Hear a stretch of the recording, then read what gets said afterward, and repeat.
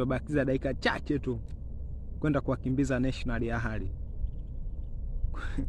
kwenda kuwahangaisha, kwenda kulipiza kisasi na kwenda kuwadhalilisha New Amani Complex.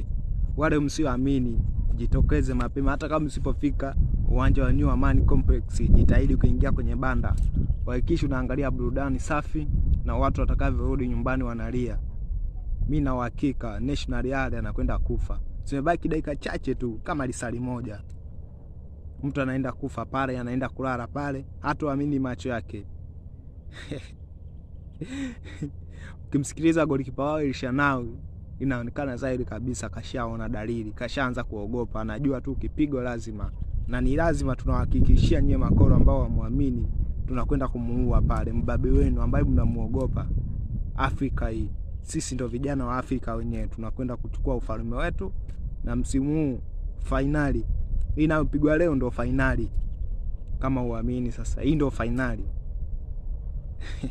Yaani hii ya leo ndo itajirudia tena kwenye finali. Kama uamini, subiria uone leo ndo tutaonyesha kwamba finali itakuwa hivyo hivyo.